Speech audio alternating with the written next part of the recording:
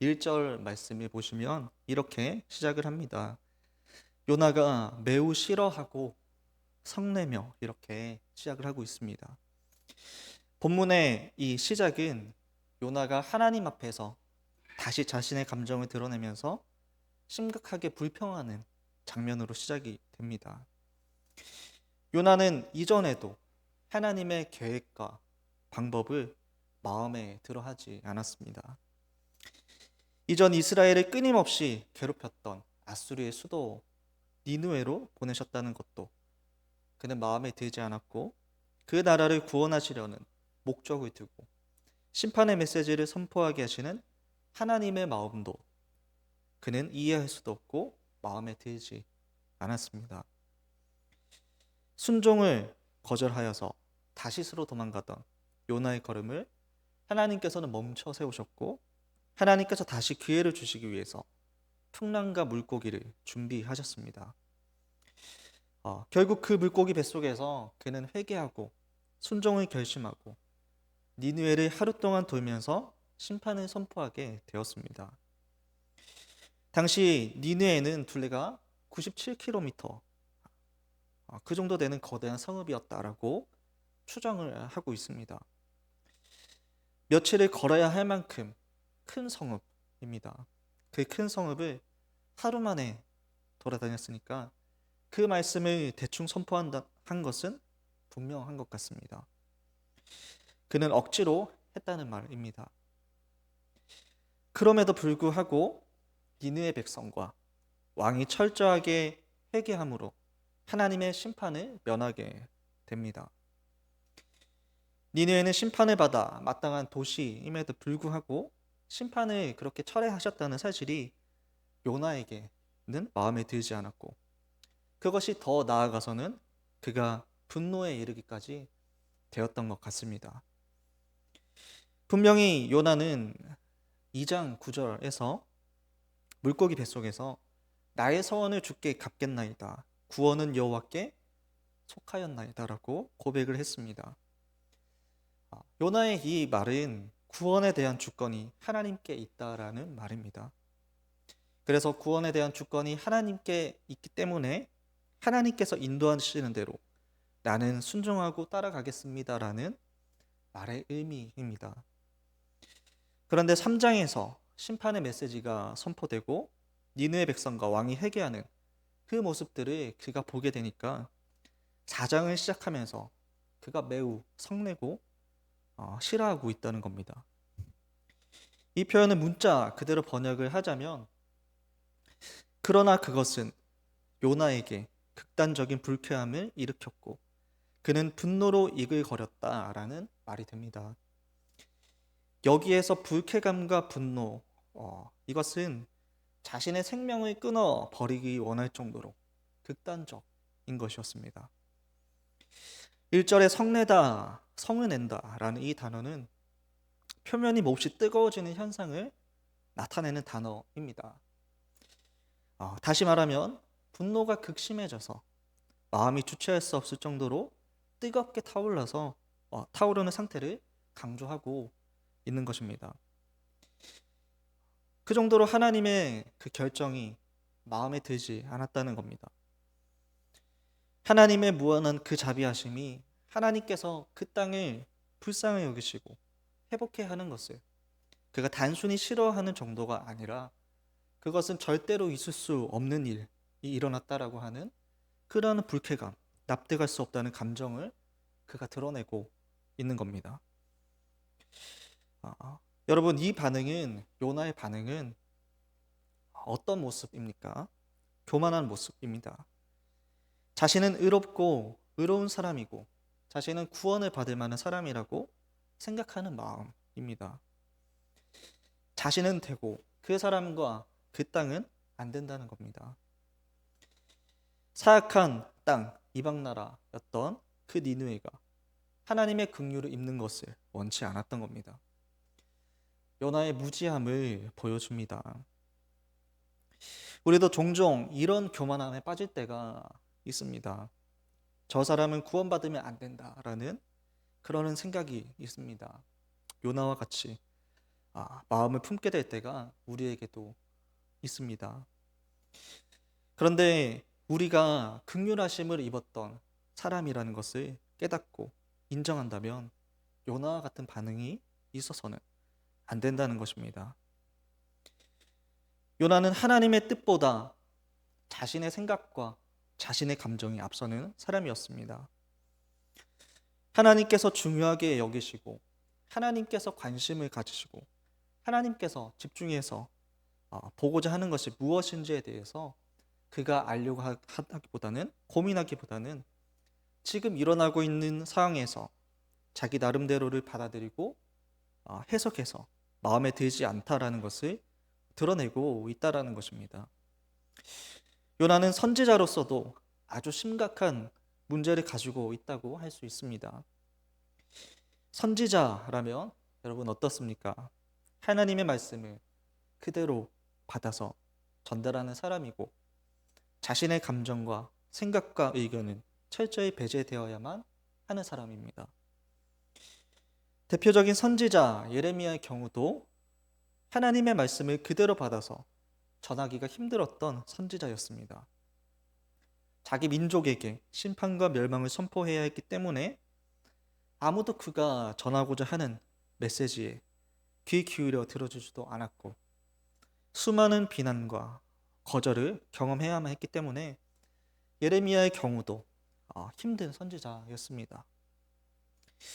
그렇게 예레미야는 힘들었지만 그는 눈물을 흘리면서 고통하면서도 하나님의 말씀을 전하는 선지자였습니다. 예레미야가 그런 선지자였다라고 한다면 오늘 본문의 요나는 자신의 감정을 여과 없이 쏟아내는 불편한 선지자였습니다. 하나님 편에서 사용하기에 불편한 도구입니다. 2절에서도 똑같습니다. 2절에서도 여호와여 내가 고국에 있을 때에 이러하겠다고 말씀하지 아니하였나이까 라고 말을 합니다.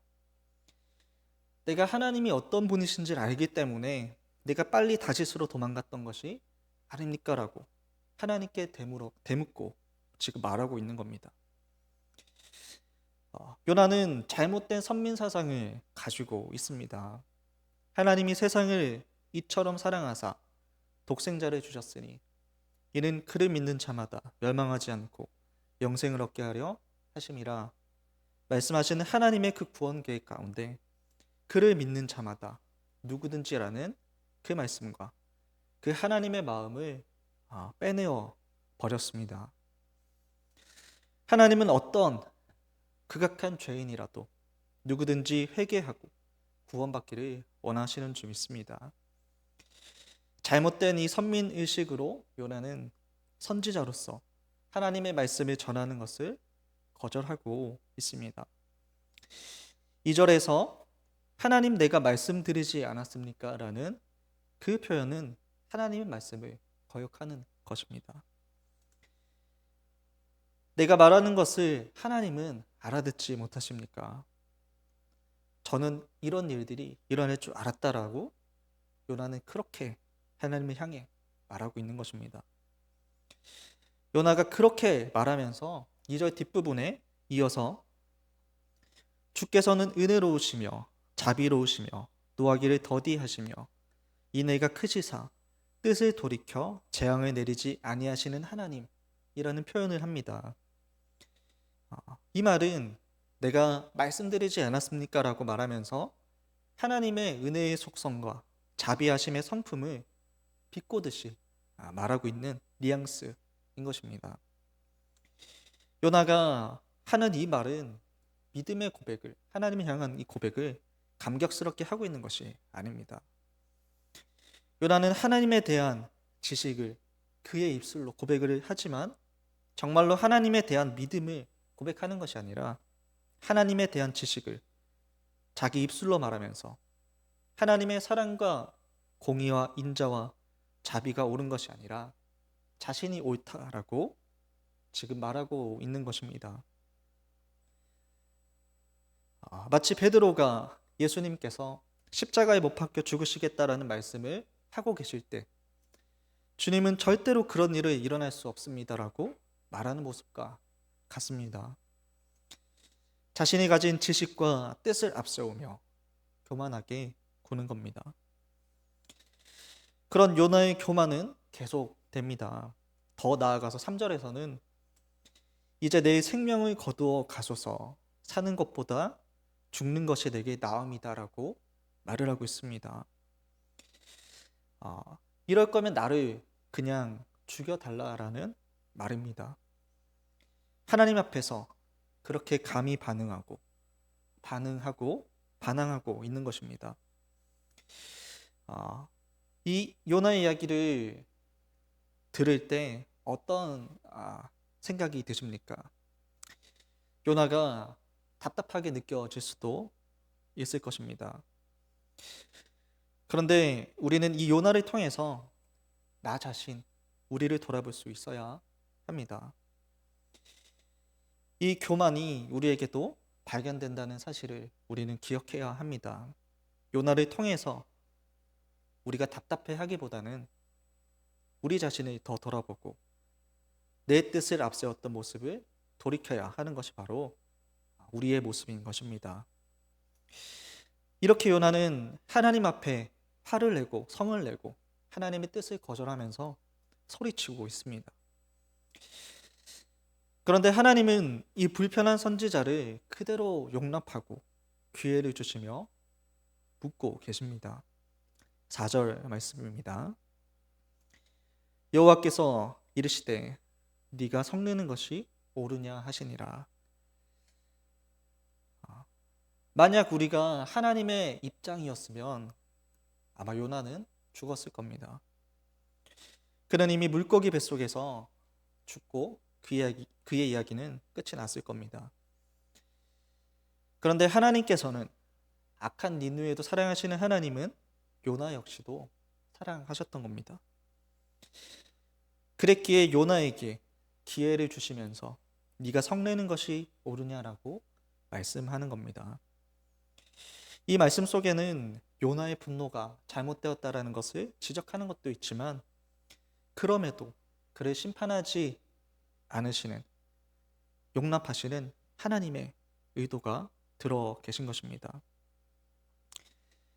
이렇게 2절에 말씀하신 것처럼 하나님은 은혜와 인애와 자비로 그를 대우하고 계시는 겁니다. 그런데 요나의 반응은 어떻습니까? 요나는 하나님께 아무런 대꾸조차 하지도 않습니다. 4절 말씀 이후에 요나는 하나님께서 그렇게 말씀하셨으면 어떤 반응을 해야 될 텐데 아무런 말도 하지 않습니다. 그리고는 자신이 하고자 하는 행동들을 자신의 뜻대로 그대로 그냥 이어갑니다. 5절에 보시면 성읍동 쪽에 초막을 짓고 성읍이 어떻게 되는가를 지켜보기로 합니다. 이미 하나님께서 그 땅을 향한 심판을 철회하시기로 결정하셨다는 것을 요나는 알고 있습니다. 그것을 그는 알고 있음에도 이렇게 반응하고 있는 모습입니다. 5절의 뒷부분을 보시면 그늘 아래에 앉았다라고 말을 하고 있는데 오랜 시간 동안 먹고 자는 상태를 의미하는 겁니다. 요나가 3장에서 40일이 지나면 니느웨는 무너진다라고 선포했기 때문에 그가 혹시나 하는 마음으로 그때까지 오랫동안 머물 생각으로 앉았다는 것을 성경은 이렇게 말하고 있는 것입니다. 이러한 요나의 행동은 얼마나 하나님의 마음을 반대하고 멀어져 있는가를 잘 보여주는 대목입니다. 여기에 나오는 초막, 이 초막은 나뭇가지를 엮어서 만든 간이 천막이라고 할 수 있습니다. 햇볕을 가리기 위해서 만든 초막입니다. 그런데 엉성한 초막입니다. 요나는 거기에서 그 초막에서 니느웨가 멸망하는 것, 망하는 것을 보고자 했던 것입니다. 자신은 그렇게 초막을 짓고 그늘을 만들어 살려고 했지만 선지자인 그는 좌우를 분별하지 못하는 그 니느웨가 멸망당하기만을 기대하고 있는 겁니다. 그렇게 하나님의 말씀을 무시하고 자기 멋대로 초막을 지은 요나였습니다. 그러나 하나님은 또다시 그에게 은혜와 자비와 인애로 초막의 박넝쿨을 예비하시고 뜨거운 햇볕을 가려주셔서 그를 그늘 가운데 쉬게 하십니다. 박넝쿨이 뜨거운 햇볕을 가리기 위해서 빨리 자랐다라는 것은, 이것은 초자연적인 역사로 하나님이 아니면 할 수 없는 특별한 기적이었음을 잘 보여줍니다. 6절이 지나고 8절이 가면 하나님께서는 또 동풍을 예비하십니다. 박넝쿨이 자라고 하나님께서 그 박넝쿨을 벌레를 통해서 갉아먹게 하시고, 그리고 예비하신 동풍이 불어오게 되는 겁니다. 이 요나서에 나오는 하나님은 만물을 움직이시는 능력의 하나님이시고 모든 주권의 하나님임을 잘 보여줍니다. 큰 풍랑을 일으키시고 잠잠케 하십니다. 큰 물고기를 준비하시고 요나를 삼키고 또한 뱉어내기도 하십니다. 또한 박넝쿨이 급속도로 자라기도 하셨고 벌레가 갉아먹게 하셨고 뜨거운 동풍을 예비하셨습니다. 이 모든 것들은 우연히 일어난 것이 아니라 하나님께서 정확한 타이밍에 정확한 이유와 목적을 가지고 이 모든 것들을 이끌어내고 계신 겁니다. 이 모든 기적의 주권은 하나님께 있다라는 겁니다. 모든 것은 하나님께 있고 요나를 통해서 하나님의 사랑과 용서를 깨닫게 하시려는 목적이 들어 있었습니다. 성도 여러분, 우리는 단순히 기적을 경험하고 바라기보다 그 기적을 통해 하나님께서 무엇을 깨닫게 하시려는지를 더 집중해야 하는 줄 믿습니다. 하나님은 박넝쿨을 기뻐했던 요나에게 하나님의 마음을 이제 가르쳐 주고 계십니다. 8절에 박넝쿨이 말라버린 것을 보고 또 요나가 사는 것보다 죽는 것이 낫다라고 말을 합니다. 이미 3절에서 요나는 당연하게 벌을 받아야 할 자들이 죽지 않았기 때문에 마음에 분노가 가득 차서 죽기를 간구했었습니다. 그런데 또다시 날씨로 인해서 불편했기 때문에 또 죽기를 간구하고 있습니다.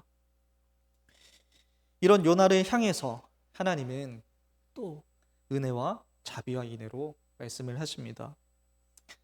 그 은혜와 자비와 인애는 요나의 입을 통해서 그가 먼저 하나님의 성품을 말했던 것인데, 하나님은 요나에게 먼저 그 은혜와 자비와 인애를 계속해서 주고 계셨던 것입니다. 9절입니다. 하나님이 요나에게 이르시되 네가 이 박넝쿨로 말미암아 성내는 것이 어찌 옳으냐 하시니 그가 대답하되 내가 성내어 죽기까지 할지라도 옳으냐.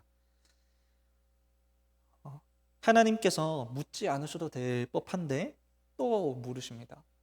그리고 또 기다려 주십니다. 하나님의 마음을 헤아리지 못하는 그 못난 선지자에게 계속해서 묻고 계십니다. 성도 여러분, 이 질문이 지금 우리에게도 주어지고 있는 건 아닌지 우리는 돌아보아야 합니다. 우리가 듣지 못하고 깨닫지 못할 때 하나님께서는 끊임없이 우리에게 묻고 계시고 또한 우리에게 마음을 돌이키기 원하신다는 그 사실입니다. 그러나 우리는 우리 마음의 감정이 이끄는 대로 반응하고 행동하기 때문에 하나님의 마음을 알지도 못하고 헤아리지도 못합니다. 요나는 성내어 죽기까지 할지라도 내가 옳다라고 분노하고 따지고 있습니다. 사실 이 요나는 박넝쿨에 대해서 하나님께 대하여 항변할 수 있는 이유가 전혀 없습니다. 왜냐하면 이 박넝쿨은 하나님께서 물을 주고 자라게 하셨고 햇볕을 가려주는 역할을 하나님께서 하셨기 때문입니다. 전적으로 하나님의 은혜로 자랐고 그 은혜를 제공해 주었기 때문에 요나의 반응은 감사하는 것이 오히려 마땅할 것입니다. 그런데 여전히 하나님께 화를 내고 있는 겁니다. 그런 요나를 향해서 하나님은 은혜와 자비로 요나에게 따뜻하게 말씀하고 계십니다. 10절과 11절 말씀에 네가 수고도 아니하였고 재배도 아니하였고 하룻밤에 났다가 하룻밤에 말라버린 이 박넝쿨을 아꼈거든. 하물며 이 큰 성읍 니느웨에게 좌우를 분별하지 못하는 자가 12만 명이요 가축도 많이 있나니 내가 어찌 아끼지 아니하겠느냐. 하나님이 이렇게 말씀을 하십니다. 여기에 하룻밤에 말라버리다 라는 말이 있는데, 여기서 말라버리다 라는 말은 멸망하다 라는 단어입니다. 니느웨 멸망을 염두하고 말씀하고 계시는 것입니다. 이렇게 하나님은 요나서의 말씀을 네가 어찌 아끼지 아니하겠느냐 라는 말씀으로 마무리하고 계십니다. 니느웨를 사랑하시기 전에 하나님은 먼저 요나를 사랑하셨고, 니느웨를 용납하시기 전에 그 말을 듣고 있는 요나를 용납하셨습니다. 그리고 하나님의 뜻에 순종하지 못하는 그 요나를 끝까지 기다려 주고 계셨습니다. 또 좌우를 분별하지 못하는 잃어버린 백성이 하나님께로 회개하고 돌아오기를 기다리시는 하나님의 마음을 오늘 성경 속에서 발견하게 되는 겁니다. 이렇게 요나서는 하나님의 질문으로 마무리하게 됩니다. 하나님께서 우리에게 마치 질문하고 계시는 것처럼 끝이 나고 있는 것입니다. 우리가 보았던 이 묵상한 요나를 통해서 하나님은 삶으로 반응하고 믿음으로 반응하고 하나님의 뜻을 헤아리고 기대하며 우리에게도 묻고 계십니다. 하나님의 말씀을 거절하고 내 뜻을 주장하는 것이 아니라 나의 생각과 뜻이 다르더라도 크신 하나님의 말씀에 믿음으로 순종하며 귀 기울이는 성도로 살아가야 한다라는 것입니다. 오늘 이 말씀처럼 잃어버린 한 영혼을 향한 하나님의 마음을 품게 되는 그 은혜가 우리 가운데 있게 되기를 바랍니다. 또한 요나의 모습을 통해서 우리의 모습도 들여다보면서 나의 감정과 내 뜻이 아닌 하나님의 뜻을 더 듣기 원하고 나의 방법이 아니라 하나님의 방법대로 살아가겠다 고백하는 하나님 보시기에 아름다운 여러분 되시기를 주님의 이름으로 축복합니다. 우리 찬양 한 곡하고